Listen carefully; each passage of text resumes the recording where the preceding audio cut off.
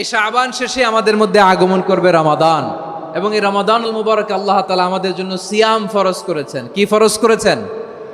তিনি সূরাতুল বাকারার 183 নম্বর আয়াতে ইরশাদ করছেন, রাব্বুল আলামিন বলেন, ইয়া আইয়ুহাল্লাযীনা আমানু কুতিবা আলাইকুমুস সিয়ামু কামা কুতিবা আলাল্লাযীনা মিন ক্বাবলিকুম লাআল্লাকুম তাত্তাকুন। আল্লাহ বলেন, ও বিশ্বাসীরা শোনো শোনো, তোমাদের জন্য সিয়ামকে ফরজ করা হয়েছে, ঠিক যেমন ভাবে তোমাদের পূর্ববর্তী উম্মতদের উপরও সিয়ামকে ফরজ করা হয়েছিল, লাআল্লাকুম তাত্তাকুন, যাতে করে তোমরা সবাই মুত্তাকি হতে পারো। সুবহানাল্লাহ বলেন, যাতে করে তোমরা আল্লাহ সচেতন হতে পারো।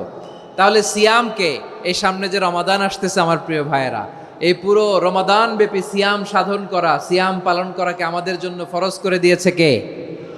রমাদানের রোজা রাখার নফল নাকি? রমাদানে সিয়াম পালন করা কি নফল? সুন্নাত? তাহলে কি ফরজ? আওয়াজ করে বলেন, রমাদানের রোজা রাখা কি ফরজ? এটা শুধু আমাদের উপরই ফরজ না, আমাদের আগে যত জাতিগোষ্ঠী এই পৃথিবীতে এসছে সবার উপরে সিয়াম পালনকে ফরজ করেছে কে? সবার উপরে আল্লাহ তাআলা সিয়াম পালনকে ফরজ করেছিলেন। তবে ধরনটা ভিন্ন ছিল, এক এক জাতিগোষ্ঠীর জন্য এক এক ধরনের ছিল। আমাদের জন্য সিয়াম ফরজ টানা 1 মাস 30 দিন বা 29 দিন। কোন কোন উম্মতের উপর 30 দিন না, মাত্র 3টা রোজা ফরজ ছিল। কয়টা? আওয়াজ করে বলেন। আপনাদের কি মনোযোগ আছে না গেছে? মনোযোগ আছে?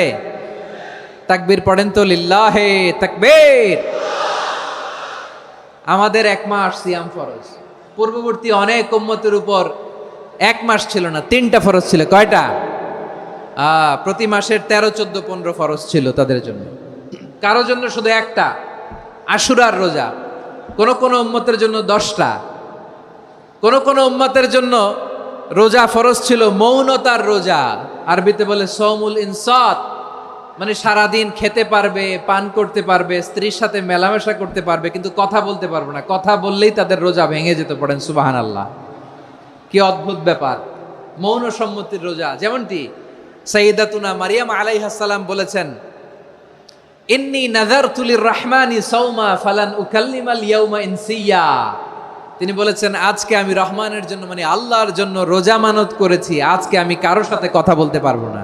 তো রোজা রাখলে কথা বলতে পারবে না কেন? কারণ ওই শরীয়তে রোজার বিধান ছিল সকাল থেকে সন্ধ্যা খেতে পারবেন, পান করতে পারবেন, কিন্তু কথা বলতে পারবেন না। কথা বললেই রোজা ভেঙে যেত। সুবহানাল্লাহ বলেন। তাহলে সব জাতিগোষ্ঠীর উপরে রোজা ফরজ ছিল, কিন্তু ধরনটা ভিন্ন ছিল। মজার ব্যাপার হচ্ছে, আপনি বর্তমানেও বিভিন্ন ধর্মের দিকে তাকান, বৌদ্ধ ধর্ম, হিন্দু ধর্ম, খ্রিস্ট ধর্ম, তাদের মধ্যেও রোজা আছে। ইংরেজরা, খ্রিস্টানরা এটাকে বলে ফাস্টিং। কি বলে? ফাস্টিং। আমাদের হিন্দু ভাইয়েরা বলে উপবাস। তারা কি বলে? উপবাস। আবার এখন আন্দোলনেরও একটা মাধ্যম হয়েছে এটা, না খেয়ে থাকা। এটারে বলে অনশন। এটারে কি বলে? অনশন ধর্মঘট। মানে আমাদের দাবি না মানলে আমরা খাবো না, রোজা রাখলাম। আছে না নাই? তারপরে আধুনিক বিজ্ঞান এটার একটা নাম দিয়েছে না খেয়ে থাকাকে, অটোফিজি। কি বলে? অটোফিজি। জাপানের এক চিকিৎসা বিজ্ঞানী এই অটোফিজির উপর গবেষণা করে সে নোবেল পেয়েছে। সুবহানাল্লাহ পড়বেন না? এজন্য আল্লাহ তাআলা আমাদের জন্য গোটা রমাদানে এই সিয়ামকে ফরজ করে দিয়েছেন। আওয়াজ করে বলেন আল্লাহু আকবার। রাব্বুল আলামিন বলেন, ইয়া আইয়ুহাল্লাযীনা আমানু কুতিবা আলাইকুমুস সিয়াম। সিয়ামকে তোমাদের উপরে ফরজ করা হয়েছে, কামা কুতিবা আলাল্লাযীনা মিন ক্বাবলিকুম, যেমনি তোমাদের পূর্ববর্তীদের উপর রোজা ফরজ করা হয়েছিল, লাআল্লাকুম তাত্তাকুন, যাতে করে তোমরা আল্লাহ সচেতন হতে পারো, যাতে করে তোমরা মুত্তাকি হতে পারো। লাআল্লাকুম তাত্তাকুন, যাতে করে আমরা আল্লাহ সচেতন হতে পারি, আল্লাহ কনসিয়াসনেস আমাদের মধ্যে গ্রো করে। এটা হচ্ছে রোজার prime objective, the prime objective of সিয়াম। অনেকে জিজ্ঞেস করলে অনেকে বলে রোজার মূল উদ্দেশ্য হচ্ছে না খেয়ে থাকা। না। অনেকে বলে গরিবদের কষ্ট অনুধাবন করা রোজার উদ্দেশ্য। না। রোজার উদ্দেশ্য কি, সিয়াম পালনের উদ্দেশ্য কি, এটা আল্লাহ তাআলা স্পষ্ট এই আয়াতের পেছনে বলেছেন যে লাআল্লাকুম তাত্তাকুন, যাতে করে তোমরা আল্লাহ সচেতন হতে পারো, আল্লাহ ভীতি তোমাদের মধ্যে গ্রো করে, গড কনসাসনেস, আল্লাহ কনসাসনেস, আল্লাহ সচেতনতা যেন বাড়ে, দ্য সেন্স অফ অ্যাকাউন্টেবিলিটি, আল্লাহর সুপ্রিম কোর্টের কাঠগড়া এই দুনিয়াতে আমি যাই করলাম তার সব কিছু যে পাই টু পাই হিসাব দিতে হবে, এই sense, to enhance the sense that whatever we do, Allah is watching me. আপনি যাই করেন কেউ দেখে না, কিন্তু দেখে কে? শুরুতেই তো জিজ্ঞেস করেছিলাম যে কেউ যেটা দেখে না সেটা দেখেন কে? কেউ যেটা শোনে না সেটা শোনেন কে?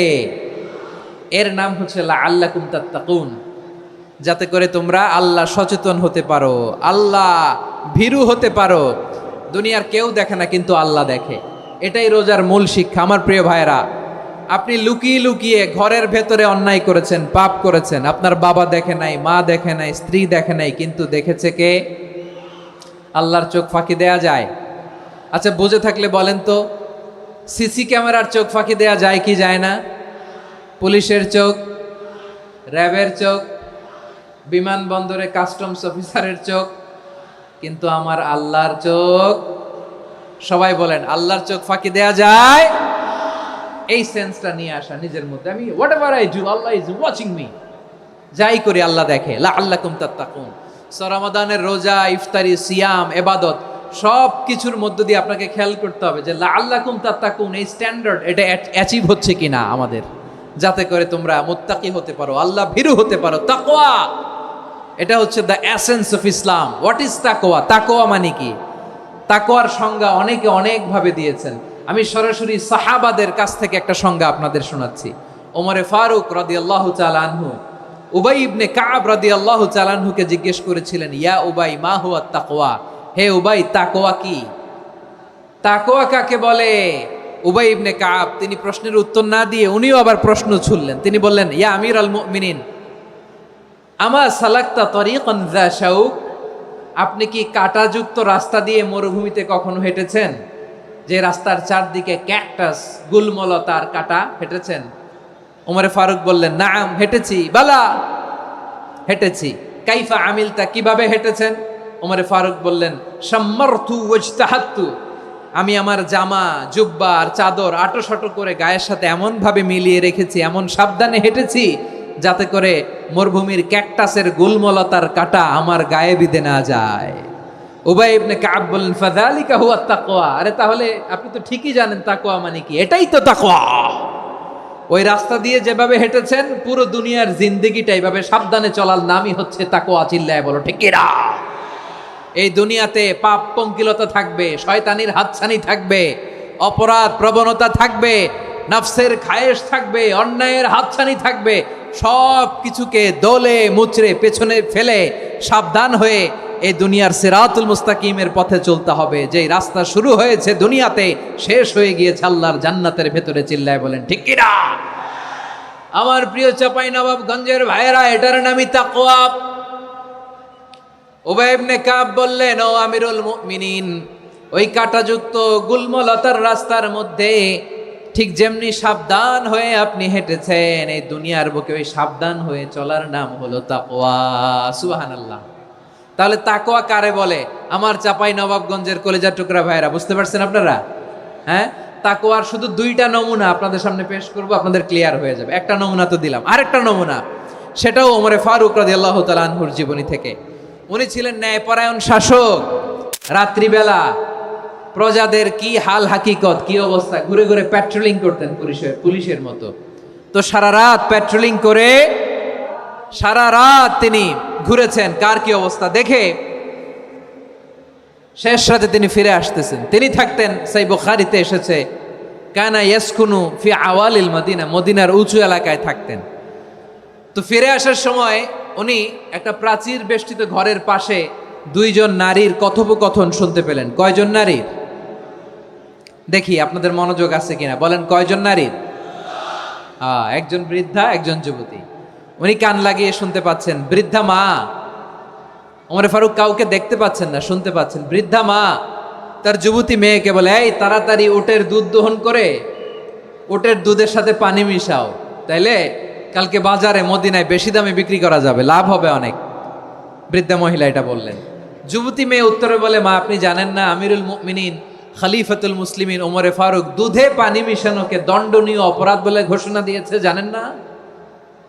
এবার বৃদ্ধা মহিলা বলে, আরে পাগলি, এই ভোর রাতে আমিরুল মুমিনিন ওমরে ফারুক আসবে কোত্থেকে? উনি আসবে কোত্থেকে? ওনার পাইক পেয়াদা সিকিউরিটি আসবে কোত্থেকে? কেউ দেখবে না। আরে কেউ দেখবে না, তাড়াতাড়ি দুধের সাথে পানি মেশাও। এই কথা যখন মা বলেছে, যুবতী মেয়েটা চমৎকার একটা উত্তর দিয়েছে।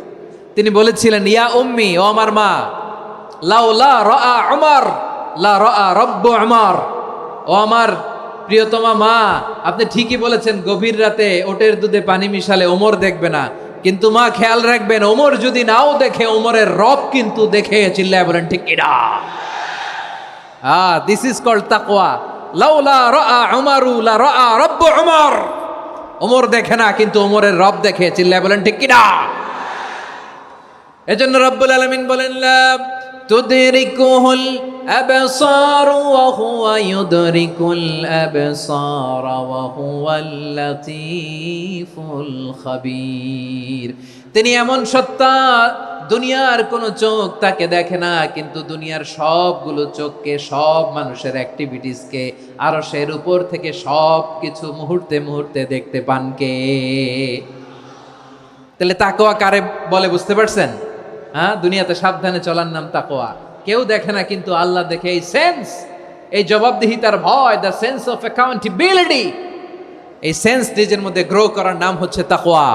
আর এই সিয়াম পালন করার প্রাইম অবজেক্টিভ অফ সিয়াম হচ্ছে লাআল্লাকুম তাত্তাকুন। আওয়াজ করে বলেন, লাআল্লাকুম তাত্তাকুন।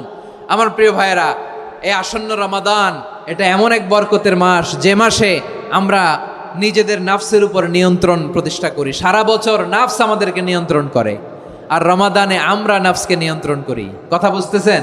সারা বছর নাফস আমাদেরকে নিয়ন্ত্রণ করে। এই যে এখন আমার খেতে মনে চাইলে যে খেজুর রাখ, আমি খেজুর খেতে পারবো, নাটস আছে, বাদাম খাইতে পারি। খাইতে মন চাইলে পানি, আমার রুহুটা চায়, আমার নাফসটা খেতে চায়, আমি খেতে পারি, পান করতে পারি। বিবাহিতরা দিনের বেলায় স্ত্রীর সাথে মেলামেশা করতে চাইলে করতে পারে, কিন্তু রমাদানে দিনের বেলায় খেতে মনে চায়, কিন্তু আমরা খাই। আমার প্রবৃত্তি খেতে চায়, কিন্তু প্রবৃত্তির কথা আমরা শুনি, কথা কয় না। রমজানে খেতে মন চাইলে আমরা খাই, তৃষ্ণায় গলা ফেটে যায়, গলার ছাতি ফেটে যায়, কিন্তু এক ঢোক পানি কি আমরা গিলি?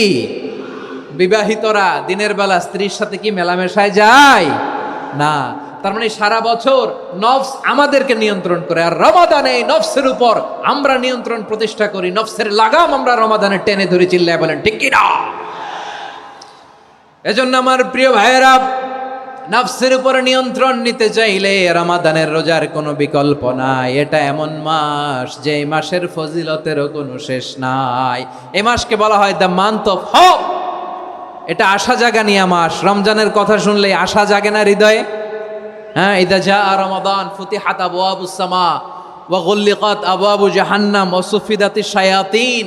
রমাদান আসলে আকাশের দরজাগুলো খুলে দেওয়া হয়, মানে জান্নাতের। জাহান্নামের দরজাগুলোকে লক করে দেওয়া হয়, শয়তানকে চেইন আপ করা হয়। ইবাদত করলে শুধু করতেই মনে চায়। চিল্লায় বলেন না সুবহানাল্লাহ। রমজানে ইবাদতে যেই মজা পাওয়া যায়, সারা বছর অন্য কোনো মাসে এই মজা আপনি পান? আমার চাঁপাইনবাবগঞ্জের ভাইরা আওয়াজ করে বলেন না, রমজানে ইবাদতে যেই মজা অন্য মাসে এটা পান?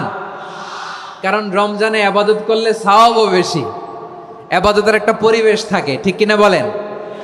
অন্য মাসে ইবাদত করলে এর সওয়াব পাওয়া যায় গাণিতিক হারে, রমজানে ইবাদত করলে সওয়াব বাড়তে থাকে জ্যামিতিক হারে। সুবহানাল্লাহ কইবেন না? অন্য মাসে সওয়াব বাড়ে গাণিতিক হারে, রমাদানে ইবাদত করলে সওয়াব বাড়ে কিভাবে জ্যামিতিক হারে বাড়ে দেখেন। রমাদানে একটা নফল করলে ফরজের সমান সওয়াব, একটা ফরজ করলে 70 থেকে 700 গুণ সওয়াব। রমজানে উমরা করলে হজের সমান সওয়াব। সুবহানাল্লাহ নাই? দ্য মান্থ অফ হোপ, আশা জাগানিয়া মাস। এই মাস আমাদেরকে হোপফুল করে, আশাবাদী করে। রমাদান যেমনি দ্য মান্থ অফ হোপ, আশা জাগানিয়া মাস, এট দ্য সেম টাইম এই রমাদান হচ্ছে মান্থ অফ ওয়ার্নিং, একটা ওয়ার্নিং এর মাস। নবী যেমনি আশা জাগাইছে, আবার ওয়ার্নিং দিয়েও গেছে। খবরদার। ওয়ার্নিংটা কেমন? আল্লাহর হাবিব সাল্লাল্লাহু আলাইহি ওয়াসাল্লাম মসজিদে নববীর ভেতরে, হঠাৎ তিনি মসজিদে নববীর মিম্বারে পা রেখে বললেন আমিন। দ্বিতীয় ধাপে পা রেখে বললেন আমিন, তৃতীয় ধাপে পা রেখে বললেন আমিন। সাহাবারা অবাক হয়ে বললেন, ইয়া রাসূলুল্লাহ, ইয়া হাবিবাল্লাহ, তিনবার শুধু আমিন আমিন পড়লেন, কেন পড়লেন আমরা কিছু জানি না, আমাদেরকে জানিয়ে দেন কেন আপনি তিনবার আমিন বললেন। রাহমাতাল লিল আলামিন আল্লাহর হাবিব বললেন, ও আমার প্রাণের সাহাবীরা, আমি যখন মসজিদে নববীর মিম্বারের প্রথম ধাপে পা রেখেছি, সাইয়েদনা জিবরিল এসে আমাকে বলেছে, ও নবী, আপনার নাম শুনে যে ব্যক্তি আপনার উপর দুরূদ পড়ে না তার ধ্বংস। আপনি বলেন আমিন। আমি বলেছি আমিন। দ্বিতীয় ধাপে পা রাখার পর সাইয়েদনা জিবরিল বললেন, ইয়া রাসূলুল্লাহ, মাতা পিতাকে বার্ধক্য অবস্থায় পেয়ে তাদের সেবা করে, তাদের সাথে সদাচরণ করে যে সন্তান জান্নাত কামাতে পারলো না, তার জন্য ধ্বংস। আপনি বলেন আমিন। আমি বলেছি আমিন। আবার মিম্বারের তৃতীয় ধাপে ঠিক যখনই আমি পা রাখলাম, সাইয়েদনা জিবরাইল বললেন, নবী, রমজান মাস পাওয়ার পরে এই মাসে ইবাদত করে যে ব্যক্তি নিজের গুনাহ মাফ করাতে পারলো না, তার জন্য ধ্বংস। আপনি আওয়াজ করে পড়েন আমিন। কত বড় ধমক, কত বড় ওয়ার্নিং দেখছেন! যে রমাদান পেয়েছে, কিন্তু রমাদানের ইবাদত করার মধ্য দিয়ে সে নিজেকে জাহান্নাম থেকে মুক্ত বানাতে পারলো না, তার উপর আল্লাহ লানত, তার জন্য ধ্বংস। সাইয়েদনা জিবরাইল বলেছেন আমিন, স্বয়ং বিশ্বনবীও বলেছেন আমিন। আওয়াজ করে পড়েন নাউযু বিল্লাহ। তাহলে রমজান আসবে আর আমরা নিজেদেরকে জাহান্নামীদের লিস্ট থেকে নাম কাটিয়ে জান্নাতীদের লিস্টে উঠাতে পারবো না। এর চেয়ে বড় হতভাগা কি আর কেউ থাকতে পারে? আওয়াজ করে বলেন। তাহলে রমাদানের এই রহমত, বরকত, মাগফিরাত, ফজিলত আমাদের কামাই করার দরকার আছে না নাই? আর মাত্র 7 দিন বাকি। আর মাত্র কয় দিন? এগুলো নিয়ে আমাদের কোনো আগ্রহ নাই। তোমাকেই খুঁজছে বাংলাদেশ, ক্লোজ আপ ওয়ান, আর মাত্র 7 দিন বাকি। টেলিভিশনে বিজ্ঞাপন আছে না নাই? রেফেল ড্র হবে লটারির, আর মাত্র 5 দিন, আছে না নাই?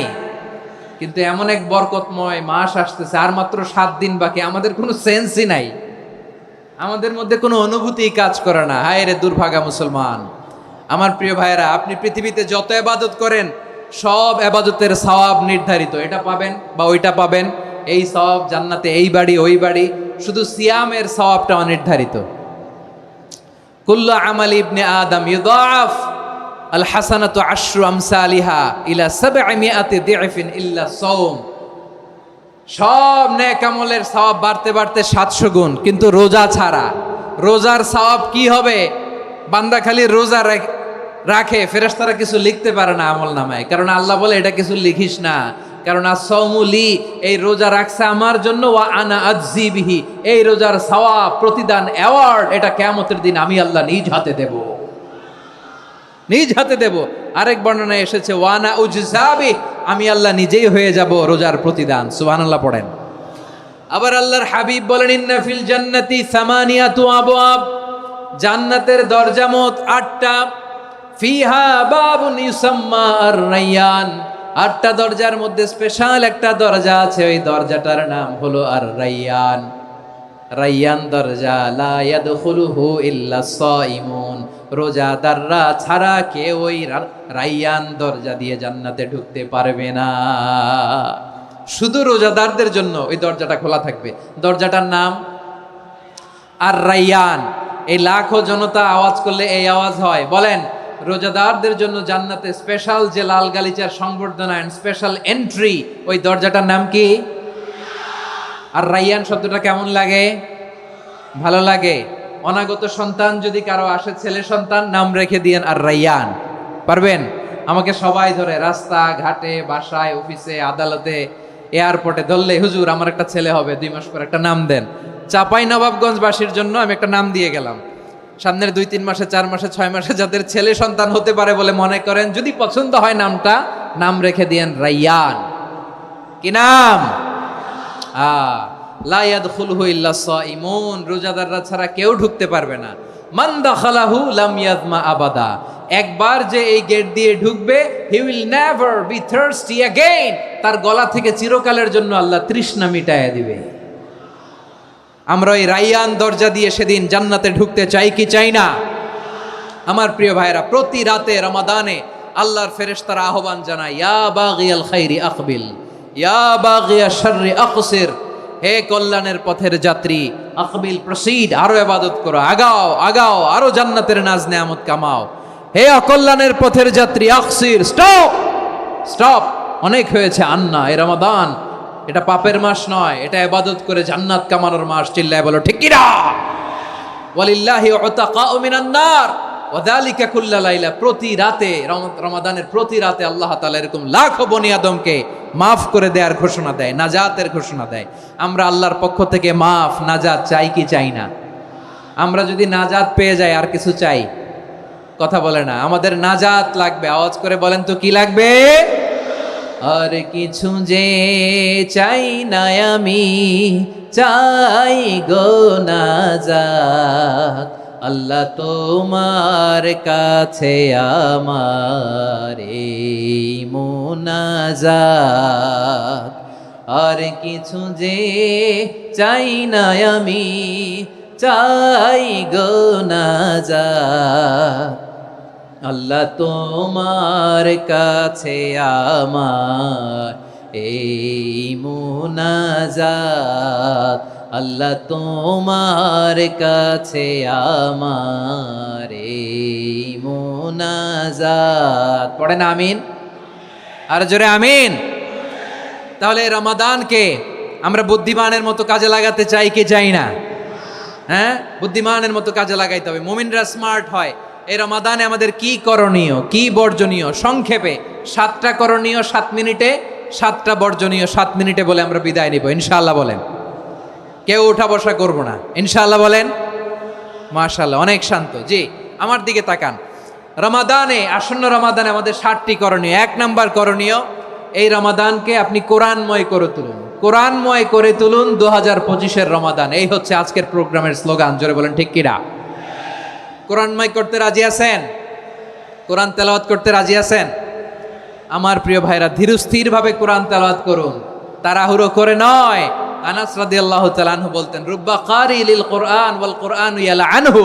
কোরআনের অনেক কারি আছে যারা কোরআন পড়ে কিন্তু সওয়াব পায় না, বরং আল্লাহর কোরআন তার বিরুদ্ধে আল্লাহর দরবারে নালিশ করে আর লানত করতে থাকে। আমরা কি ওই রকম কোরআনের তেলাওয়াতকারী হতে চাই? না। ধীরস্থির ভাবে, ওয়ারাত্তিলিল কোরআনা তারতিলা, তারতিলের সাথে পড়বেন। বিষ্ণু ঈসা ইসলাম কানা ইয়ামুদ্দু সাওতাহু মাদ্দান, টেনে টেনে পড়তেন। আলহামদুলিল্লাহি রাব্বিল আলামিন আর রহমানির রহিম মালিকি ইয়াউমিদ্দিন ইয়্যাকা না'বুদু ওয়া ইয়্যাকা নাস্তাঈন ইহদিনাস সিরাতাল মুস্তাকিম সিরাতাল লাযীনা আন'আমতা আলাইহিম গায়রিল মাগদুবি আলাইহিম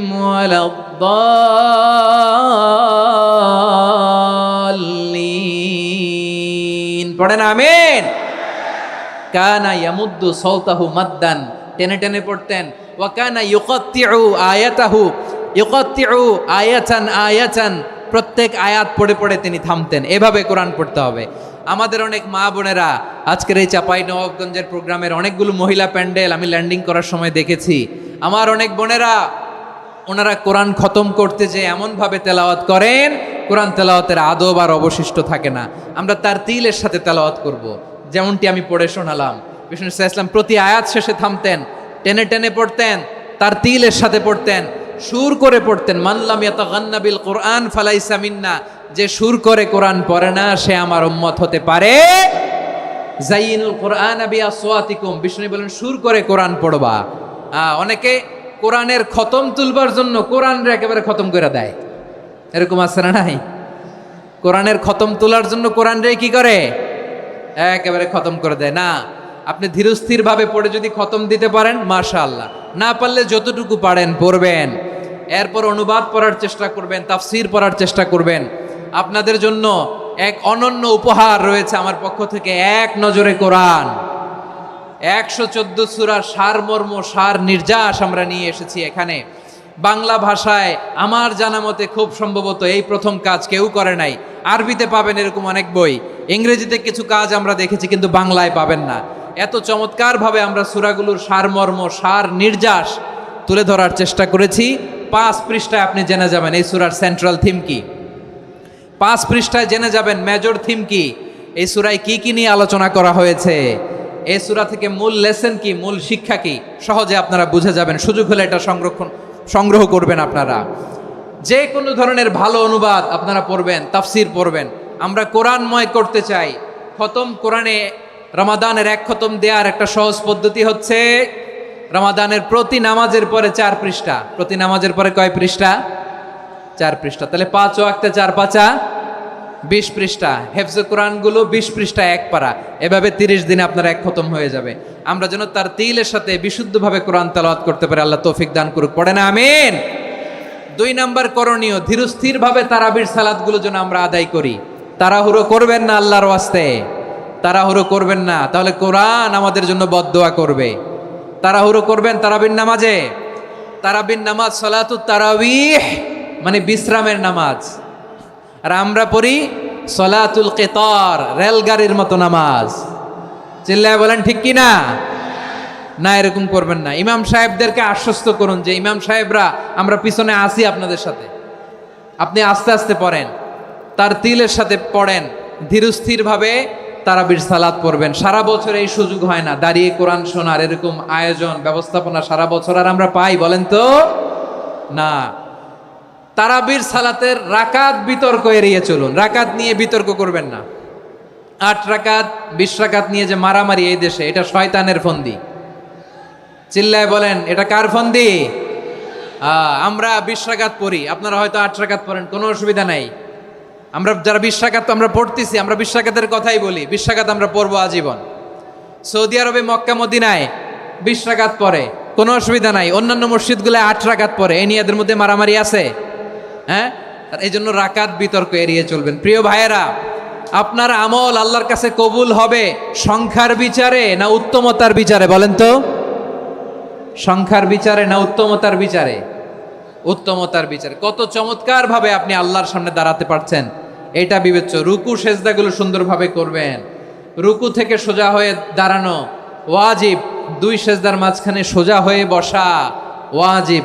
এই তাদিলুল আরকান বাদ দিলে হানাফি মাযহাব মতে সৌ সেজদা দিতে হবে, অন্য মাযহাব মতে নামাজই হবে না, আপনার নামাজই হবে না। এই জন্য ধীরস্থিরভাবে তারাবির সালাত যেন আমরা আদায় করি। পারা যাবে তো ইনশাআল্লাহ? 3 নাম্বার, তাহাজ্জুদের সালাত আদায় করুন। বছরের অন্য সময় উঠতে পারি না, অনেকে বলে হুজুর উঠতে পারি না, কিন্তু রমাদানে সাহারি খাওয়ার জন্য তো ওঠাই লাগে। কি বলেন, সাহারি খান আপনারা? হ্যাঁ, খান না? খান কে কে দেখি তো? মাশাআল্লাহ মাশাআল্লাহ। এই সুন্নত পালনের জন্য 1 নাম্বার। মাশাআল্লাহ, ঠিক আছে, পালন করবেন। আল্লাহর হাবিব বলেন তাসাহারু ফা ইন্না ফিস সাহুরি বারাকা, তোমরা সাহারি খেও, কেননা সাহারির ভেতরে বরকত ঢুকায় দিয়েছে কে? একটা খেজুর 1 গ্লাস পানি খেলো সারা দিন আপনাকে তরতাজা রাখে কে? তো সাহারির জন্য যেহেতু উঠতেই হয়, সাহারি খাওয়ার আগে বা পরে 2 রাকাত 4 রাকাত তাহাজ্জুদ পড়া যাবে না? রব্বুল আলামিন বলেন ওয়ামিনাল লাইলি ফাতাহাজ্জাদ বিহি নাফিলাতান লাকা আসা আইয়াবআসাকা রাব্বুকা মাকামান মাহমুদা। ও নবী, রাতের কিছু অংশ সময় তাহাজ্জুদের সালাত আপনি আদায় করবেন, কারণ এই তাহাজ্জুদ হলো আপনার জন্য নাফিলাতাল লাক, অতিরিক্ত ফরজ। আপনাকে মাকামে মাহমুদে অধিষ্ঠিত করবে কে? এজন্য যারা সম্মানিত হতে চান, সম্মানের আসনে যেতে চান, তাদের জন্য তাহাজ্জুদ অবধারিত। আমরা রমজানে সাহারির আগে তাহাজ্জুদ পড়তে চাই কি চাই না? এই নামাজটারে আল্লাহ বড্ড ভালোবাসেন। কেন জানেন? কারণ গভীর ঘুমকে স্যাক্রিফাইস করে আমরা এই নামাজ পড়ি। ঘুমের আরবি জানা আছে কারো? ঘুমরে আরবিতে কি বলে? অনেকগুলো আরবি আছে। একটা আরবি হচ্ছে নুআস, তন্দ্রা, তন্দ্রা, আমানাতান নুআসা কোরআনে এসেছে। আরেকটা আছে ঝিমুনি, ঝিমুনি, এইভাবে ঝিমুনি আসে ঘুমের আগে, এটারে বলে সিনা। এটারে কি বলে? সিনা। স্বাভাবিক ঘুমকে আরবিতে বলে নাউম। স্বাভাবিক ঘুমকে কি বলে? এই সিনা আর নাউমকে আল্লাহ এক আয়াতে এনেছেন, লা তাখুযুহু সিনাতু ওয়ালা নাউম। আল্লাহর তন্দ্রা নাই, ঘুম নাই, ঘুমের আগে যে তন্দ্রা আছে ওইটাও নাই, তাহলে নোয়াস, সিনা, নাউম পেলাম। আরেকটা ঘুমের আরবি হচ্ছে হুজুদ। চাঁপাইনবাবগঞ্জ আওয়াজ করে বলেন, আরেকটা ঘুমের আরবি কি? হুজুদ। এটা মাঝরাতের ঘুম, শেষ রাতের ঘুম, যেই ঘুমটা বড্ড মজা লাগে। কাঁথা টেনে টেনে, ব্ল্যাঙ্কেট টেনে টেনে আরেকটু ঘুমাইতে মন চায়, আরেকটু, আর 1 মিনিট, আর 2 মিনিট, এরকম একটা মজার ঘুম শেষ রাতে আছে না নাই?